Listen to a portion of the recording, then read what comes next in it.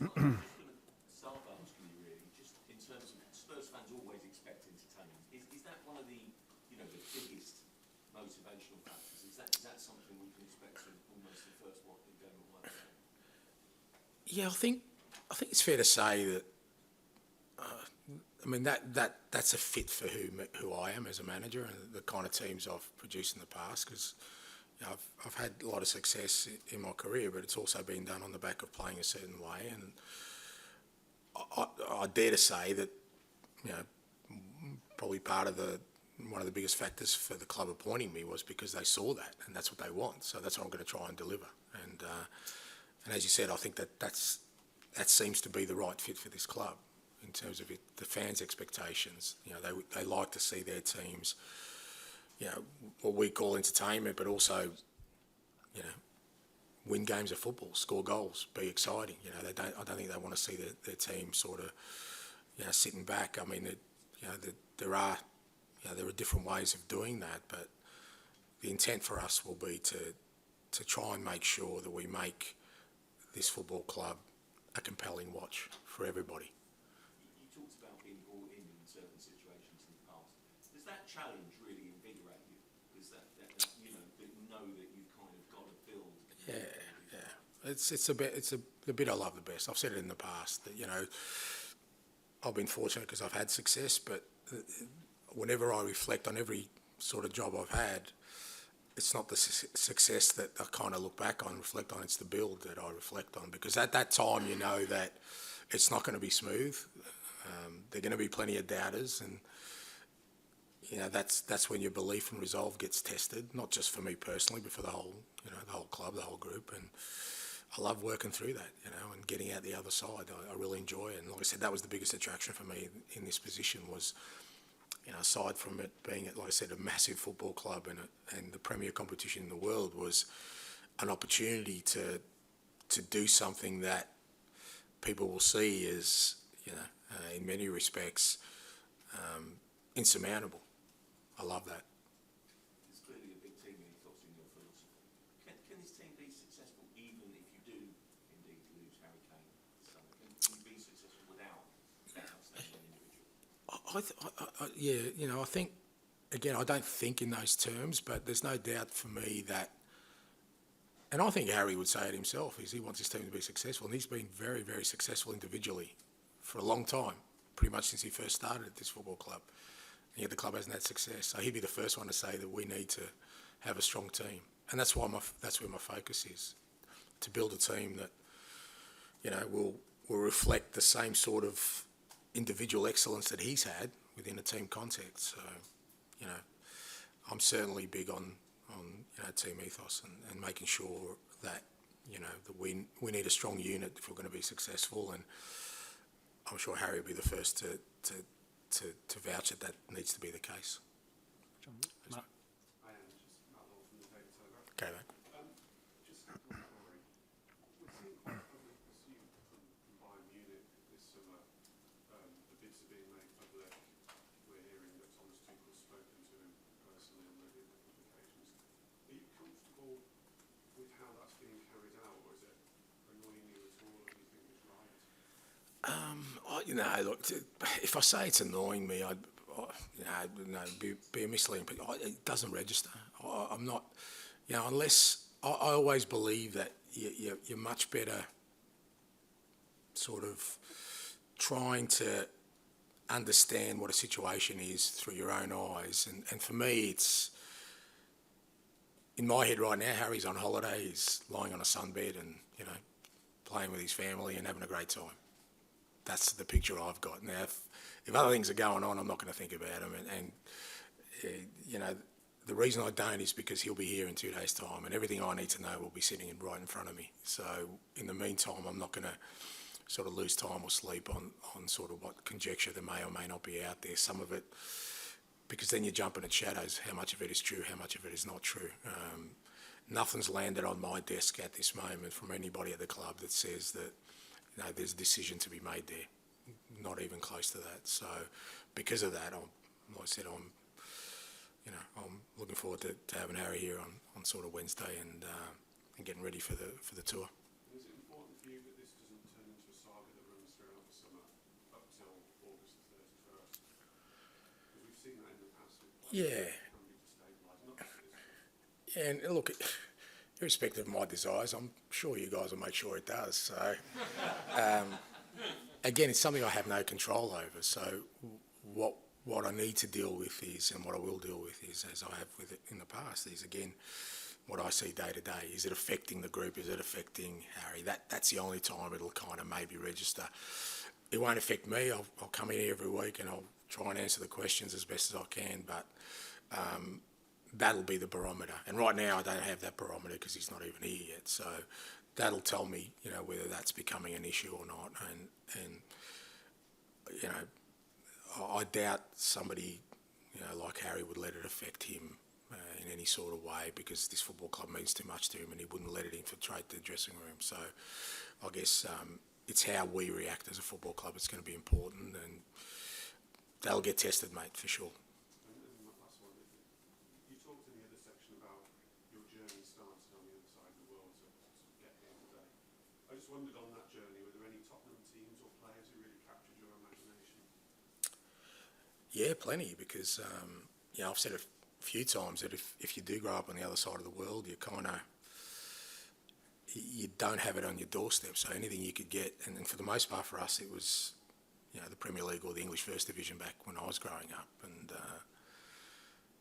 you know, I remember Ricky Villa and Aussie Ardiles, absolutely. I remember that FA Cup final, absolutely, because they were my best childhood memories. I've said before, because that was probably me and my dad 2 a.m. You know, and that's me as a young boy sitting on a couch watching a game of football. So plenty of Tottenham teams, you know, Glenn Hoddle's an absolute master, and those kind of players, you know, resonated around the world. You know, sometimes I know it's hard for you guys to understand that, because you've had it, you know, right in front of you your whole lives, but when you're living on the other side of the world, it's a real investment, you know, to get up in the middle of the night, and it stays with you. You know, those kind of things stays with you, and there's plenty of, you know, teams through that era and players, Tottenham players, that have definitely I have strong memories of in my childhood. Charlie. How much help and support has Pep Guardiola given you the last few years? Pep Guardiola. Well, he's spoken at length about you in glowing terms recently, saying how you've met and how And very gracious of him, but I think I've probably spent 20 minutes in his company, mate. So, and I've never spoken to him otherwise. So, but if you're asking me, you know, he's going to go down as one of the greatest managers of all time. He's had an unbelievable influence on the game of football, and all of us involved in it, whether it's, you know, consciously or unconsciously, been influenced by him. Absolutely. You know, what an unbelievable manager, you know, and but you can check my phone, mate, he's not in there. I don't have him as Pep, you know, to call up.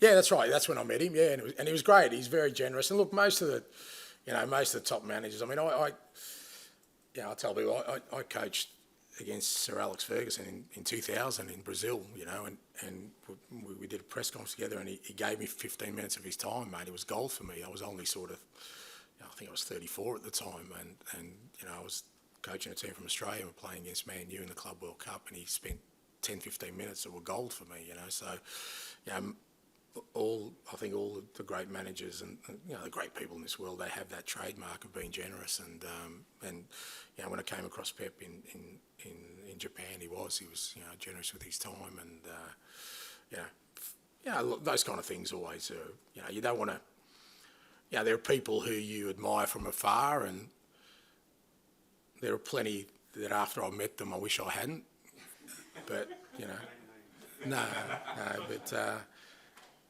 you know, but he's not one of them, you know, and it's kind of been a guiding principle in my life. I don't want anyone to sort of walk away disappointed if they've had a chat to me. So you kind of want to be kind with your time, and he certainly was. Liam. Very open at Celtic about how, you know, the club embraced you and embraced your family as well. So how difficult was it, you know, to leave that element of it behind? Like, did that require given that connection you had with the club and the fans in particular? Yeah, absolutely.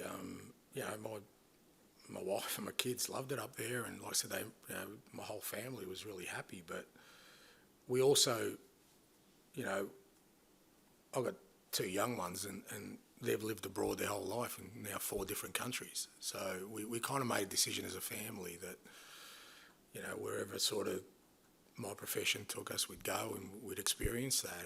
And you know, my wife knows better than anyone that I can't resist the challenge. That's when I'm at my best, and I don't, you know, my history is I've never stayed too long at too many clubs. You know, I've always left when clubs are successful, and all I've tried to do wherever I've been is, you know, like most managers, I guess, you try and leave the club you've kind of inherited in a better place than when you picked it up, and you know, like I said, hopefully make a positive impact. And you know, it was a tough decision for sure, but it was a tough decision to leave the Australian national team before a World Cup. It was tough to leave, you know, Yokohama after, you know, winning the championship there. You know, you establish relationships with people. They're always tough decisions, but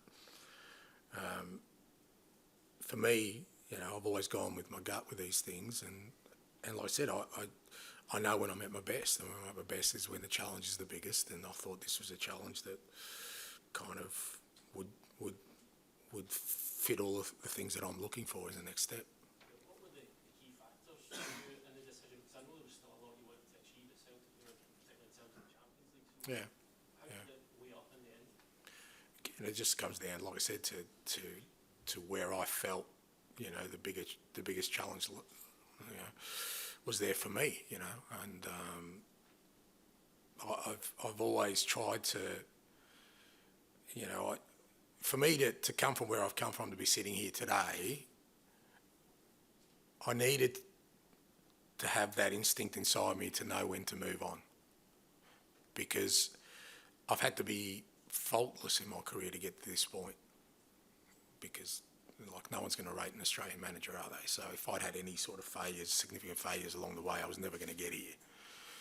Part of that process has been to me to know that, you know, I need to keep moving to be at my best, and you know, yes, there's always challenges at every club you're at. You know, every club I've been at that I've left, or even the national team, there was more challenges, but there are always challenges, always. You know, even if I stayed at a club for 5 years, I'd never be satisfied at where we're at. Well, I'll be looking to improve all the time. So that's not the key factor for me. The key factor for me was that there was an opportunity here to again make an impact at a football club, which I've tried to do at every club I've been. Just last one, have you had a chance to speak to Brendan at all since he came in and took the job, and how much do you feel he is the right man to carry on what you built at Celtic? He's absolutely the right man, mate. He's a fantastic manager, and he loves that football club. He was constantly messaging me while I was Celtic manager to make sure that I stayed on track and we had success. And yeah, I've exchanged messages with him. He's been, you know, look, to be fair, when I got the role, he was very, very supportive at the start, and you know, even when I got this role, he sent me a nice message, and I've kind of reciprocated with that and stayed in contact with him and all the staff there. And like I said, I've got no doubt they'll have great success and hopefully make an impact in Champions League. I know that's what his ambition is, and that group of players and that staff certainly have the capabilities of doing that. So hopefully that happens. Thank you, mate. We've got time for just a couple more. Tom? Hi, Ange. Tom Warner from the Times. Tottenham haven't won a trophy for 15 years. So much of the pressure and frustration here is always about not winning stuff. I just wonder, how do you see that debate? I mean, do you think that Tottenham are ready to win something next season, or do you think it's going to take longer? Again, I'm not going to try and limit us to win. All I know is that I love winning. I don't do any job unless I think I can win. And I think that the club I'm with can win. So that's going to be my intent. Now, I also have a real strong belief in the way that should happen, and that is the way we play, the way we train, like I said, the way we behave, all these kind of things. That's the first bit. You can, if you focus on the winning, I mean, this strong desire to win exists in everybody. There isn't a football club in the world that doesn't want to win. It's not going to make you any different from your opponent on a weekly basis. But the real successful teams, that's underpinned by something stronger, and that is something within that organisation that makes them winners, beyond just wanting to win. So you can't just say, well, we want to win, we're desperate to win. Everyone who wants to win, everyone is desperate. But what's going to get you there? And that's where I come in, because I believe the football we will play and the way we'll go about it will give us an opportunity to do that. And that's what I'm going to focus on. Get us to play the football we want, train the way we want, get the players in that we need, the people in that we need to get us to that point. And then that'll give us the opportunity to have that success. But, you know, just wanting to win is not enough in anything. The club hired Mourinho and Conte, and the idea was very much to kind of take the last step, shortcut these guys have won before. Whereas I think maybe the perception is that by hiring you, it's a bit more of a going back to sort of hiring a building job again. Do you accept that characterisation? Look, maybe I guess you'd have to ask the people who made the decision, but I don't think there's a shortcut to success. I doubt that Antonio or Jose would say that, you know, all their success has been hard-earned. You know, any success, like I said, any success you have, if people think it's just a matter of plugging in something special and that happens, it's not how it works. And in terms of me, as I said, I've got this process that I go through with every club I've been, and the way we go about things, and it'll start with the way we play. You know, that's everything for me. The way we play is everything, because that's where you garner the belief that you could do something. You know, it's got to have a basis in something. It can't just be that we want to win, or, you know, that we need one more player to be winners, or one manager to be a winner. I just don't believe in that. I just think you need to have something more substantial and to fall back on than that, and that's what I do, because it's quite obvious that there wouldn't be many on this planet that believe that I'm just bringing me in is going to bring us success. That's not going to happen. I think what's going to bring us success is if we, you know, like I said, we start building some really strong foundations in the kind of football we want to play.